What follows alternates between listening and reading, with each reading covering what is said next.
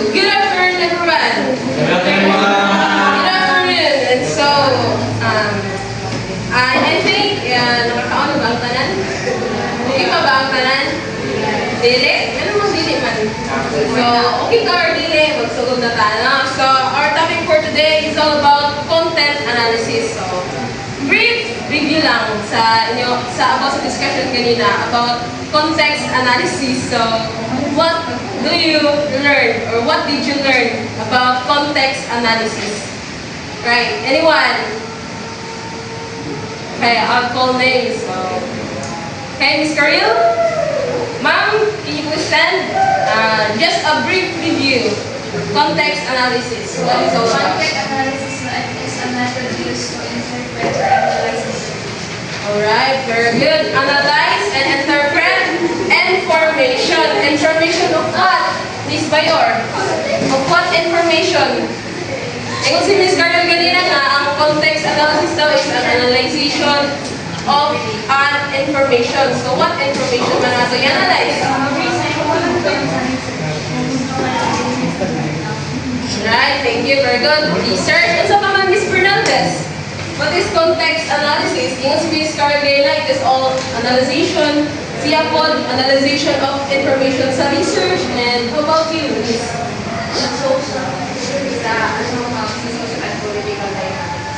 Social and political dynamics. Okay, bright ideas, everyone.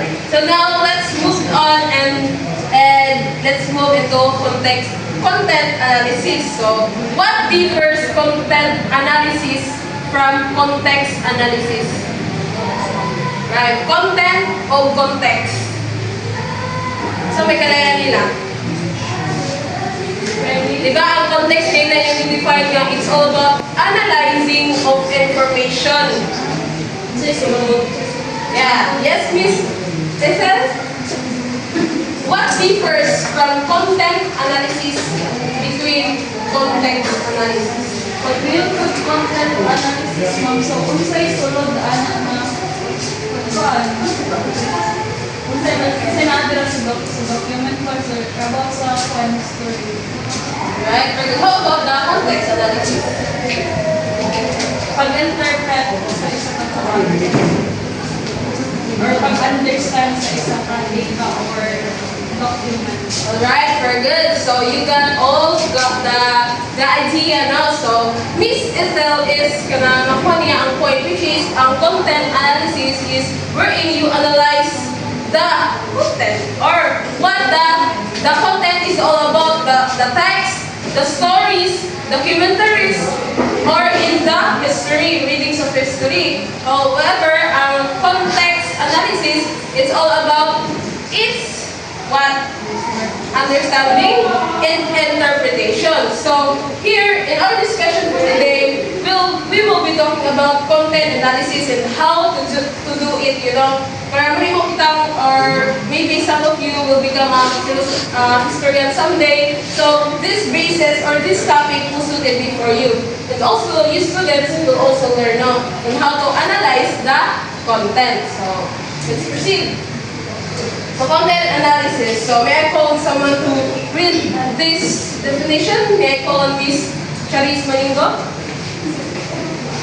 So content analysis is a research method used to systematically analyze and interpret the content of various forms of communication such as written text, audio recordings, video footage, or social media posts.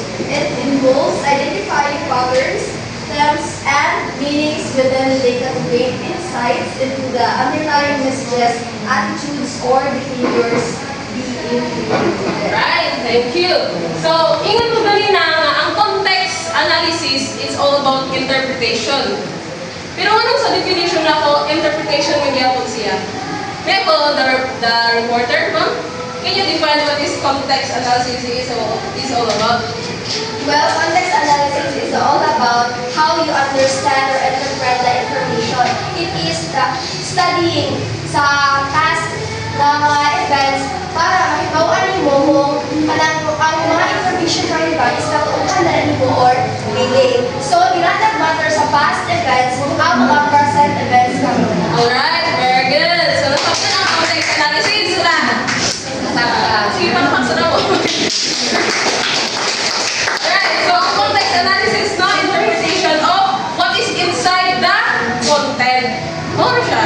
i-analyze niyo or interpret niyo kung sa sunod sa content.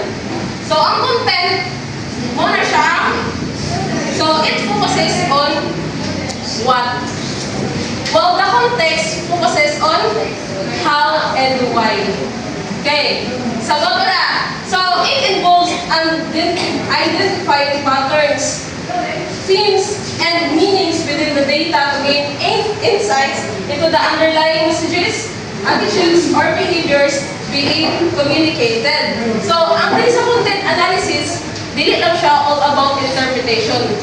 Dili lang siya all about kanang your own understanding. But, mangita kang patterns nga para ka na nga information, masunod-sunod na siya, masystematic na siya. Nga, para anig, na magbasa sa imong like for example, journal, they will easily understand. Dili sila mag-shuffle ilang information. So, na-get ang content analysis? Sure? Yes, wala? Yes, so, now, let's move into the steps in making content analysis or its key aspects. No, so, para mahimo na ito yung content analysis, we will first, number one, data selection. So, everyone please read it for us. Content analysis begins with the selection of data to be analyzed. This could involve collecting samples of text, audio, or visual materials that are relevant to the research question or objective. Alright, so para maka-analyze ta sa usa ka context, ang atong sa usa ka content, atong unang himon is data selection. Kaya nga naman, maka-analyze ba ka sa context ko wala kay content? Dili? Ganun dili man, Miss Bernaldez. Kung dili man ta maka-analyze, so, kung wala tayo data selection.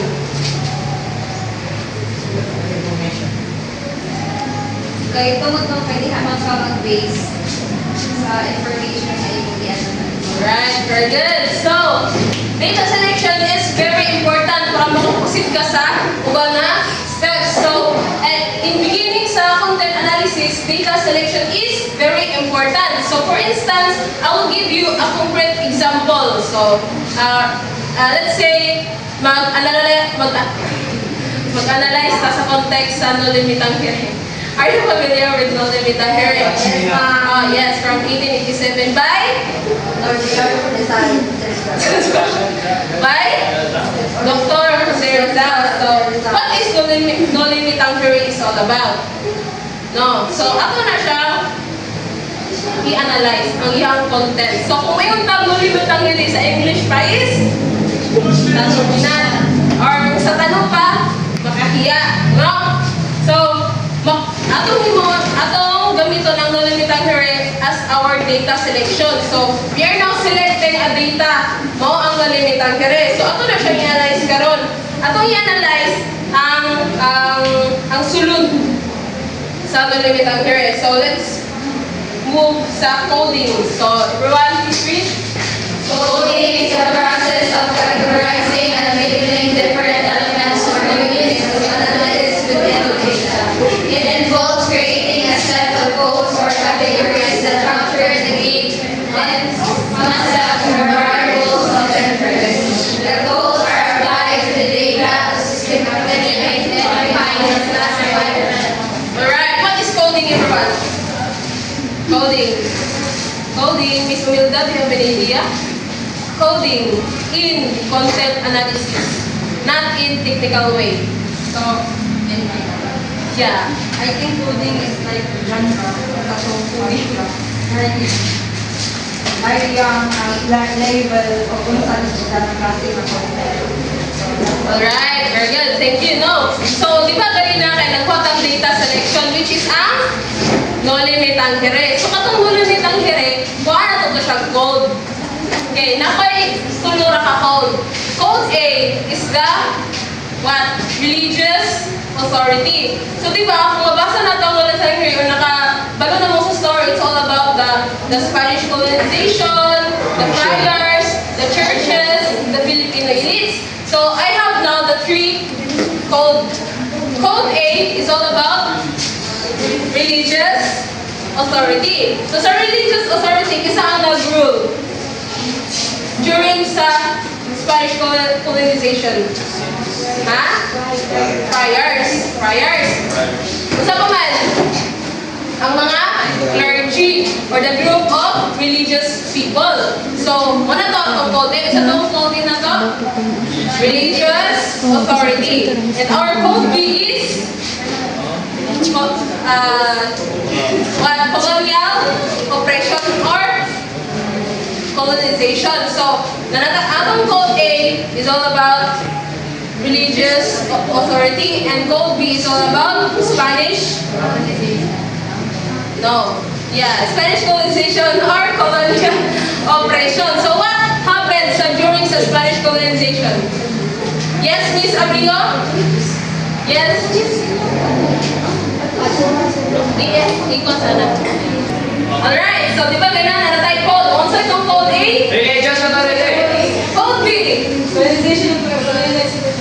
Okay, colonial oppression. So what happened during Spanish colonization? Diba Filipinos are being oppressed, ikulong sila, or they have no rights even to speak, no rights to vote. Usa pa man ang walay rights during Spanish colonization.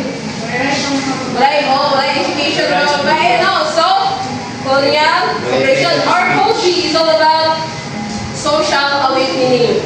So this was the time of Crisostomo Ibarra. Wait, isa pinakilala ni Crisostomo Ibarra? Right, main character sa Nonini Tatamire. Alright, so Ibarra, yung project is school. Gusto niya mag-school. No, so muna ang social awakening. Gusto niya nga ma-awake ang mga Filipinos about the colonial oppression. So natay ko, sa tong code A? Religious authority. B, colonial oppression, and C, social awakening. So that is coding, nanatay coding na. And also, number 3 is quantitative analysis. So katong itong nakakode, ato itong i-quantify, ato itong i-analyze siya. So content analysis involves quantitative methods. When we say quantitative, it's all about numbers. Okay, so na quantitative? Numbers. Where numerical data is collected and analyzed. So, researchers, sa mga historians, ilang findings is, sa nulunod ang story, church affiliations or church abuses mentioned or categorized or as themes 60%. So which means sa 100%, ang 60% ato is ang church abuses wherein it talks about the religion. Why? Kung sa tayo ang after sa mga Spanish, the 3G. God, glory, and gold. So, katong i-quantify nato siya, i-analyze nato siya as numerical to 60% church abuses wherein Filipinos are being abused by their religion. So, they are being manipulated by their faith because of these friars. Sa mga friars gani? Mga pare sa Spanish colonization. These are all clergy. So, naka-analyze na tanong, i-quantify na nato siya, i-numerical na nato siya. And karon, ato siyang Tagalog quality or the qualitative analysis or wherein this means the meanings. Now, nag-gets ninyo wala? Yes. Nag-gets ninyo? Okay. So, si Jose Rizal, iyang itagaan o meanings kadto ng mga chapters. Kadtong church abuses, social awakening, and colonial oppression. Wherein, iyang gitawag si Padre Damaso. Sa may kailan Padre Damaso? Si Yang gitawag si Padre Damaso as joyous man or holy man. But in a humorous way, or humoric way. Wherein, makita nato rito, si Rizal, nagamit siya og satire and irony. Wherein, maka-interpreta nga fighting the battle is not all about sword. But it's all about pen. What? Pen. No.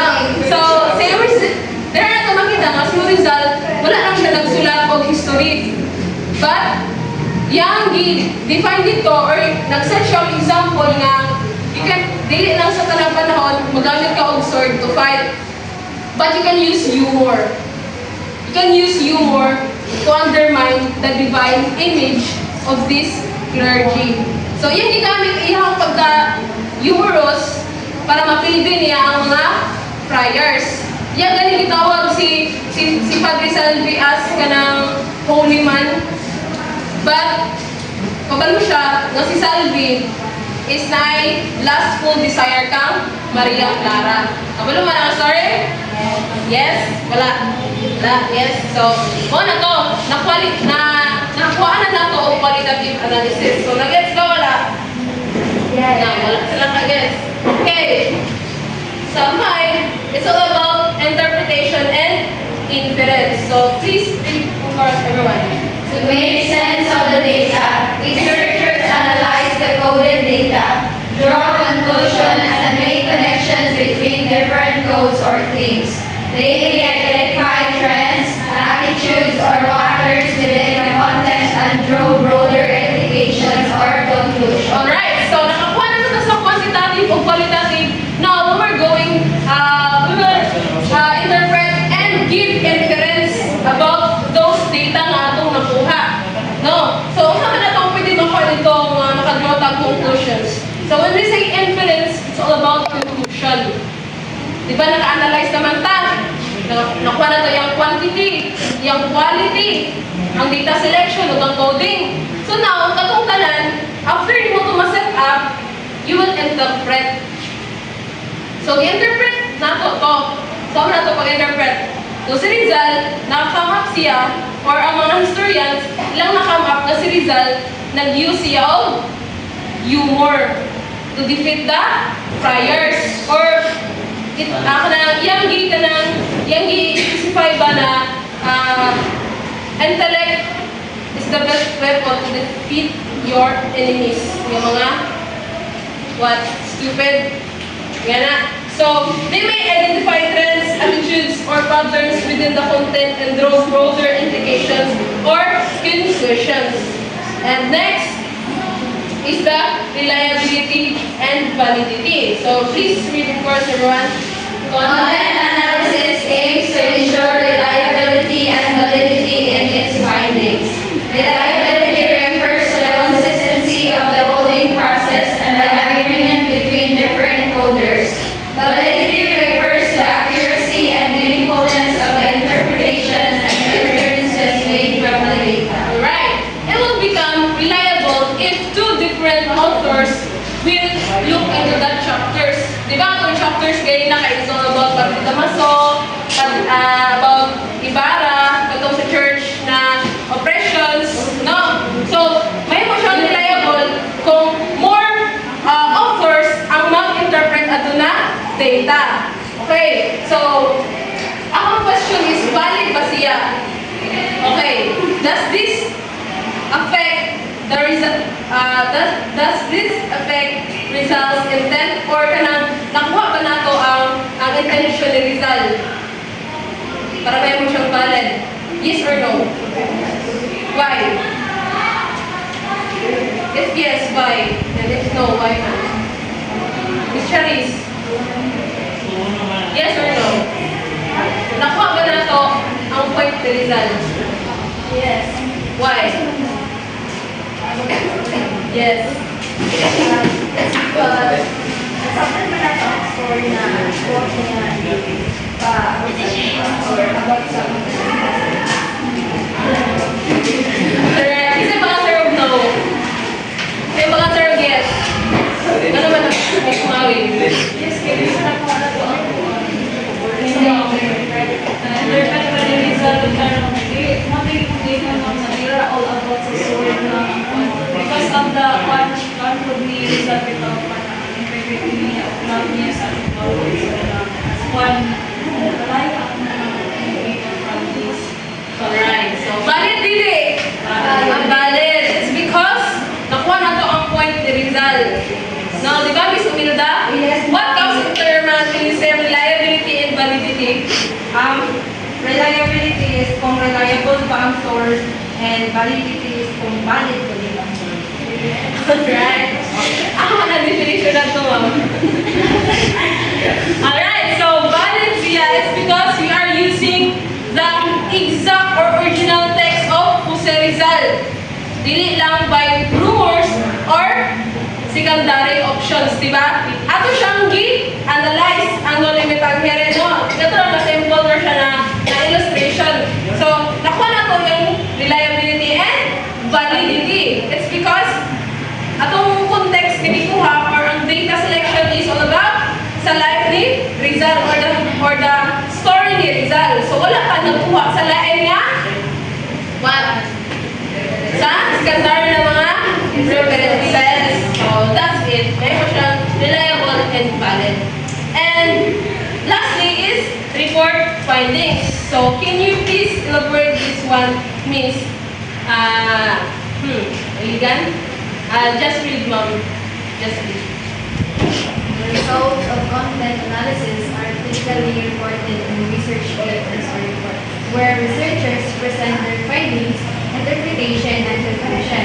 This includes describing the coding process, presenting quantitative or qualitative analysis, and discussing the implication of the findings.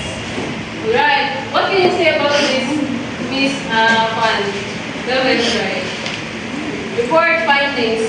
After data selection, coding, qualitative analysis, quantitative analysis, and interference, then lastly is report When we say findings. reporting findings, at least ako more ang ginawa conclusion ko. Kung sige, let's take for example ang college ng Gary. So, from the setup nga from selection until sa reporting findings, that is the way na atong gi-find out or atong gi-summarize ang nalilimitan grade para mag-focus kung sige ang sulod sa naman. Alright, exactly no. So, makakonclude na dahil ta. So, for instance, this content analysis of non-limited hearing perceives that Rizal what distinguishes or differentiates the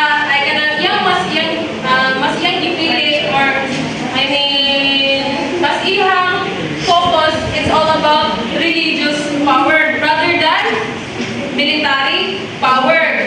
Such this suggesting that the social cancer of the Philippines.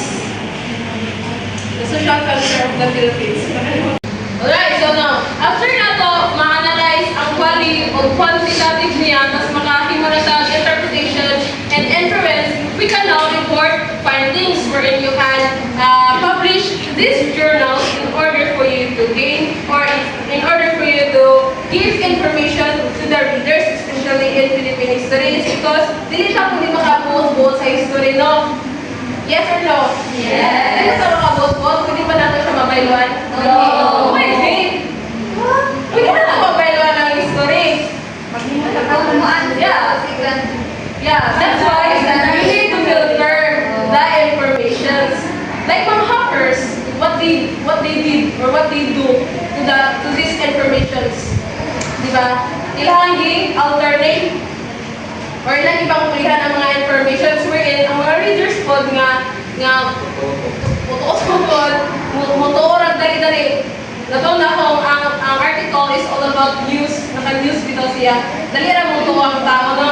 So, that's why you should know how to apply this analysis or this content analysis para ang information nga imong gusto nga mag-gain will not para information nga imong mag-gain is reliable ba siya, valid ba siya, accurate ba siya, precise ba siya. So, ingana, nato na mga steps will guide you on how to make analysis or content analysis and even in context analysis. So, to sum up, right, content analysis is used in various fields such as media, studies, psychology, sociology, marketing, underlying themes of messages and gain insights into the content being analyzed. So, again, knowledge sa content analysis. Yes or no? Yes. So, it allows researchers to systematically analyze large volumes of data. So, instead of abstract kayo or ka-broad sa topic, Tapos, you analyze its content. So, more na siya and thank you everybody.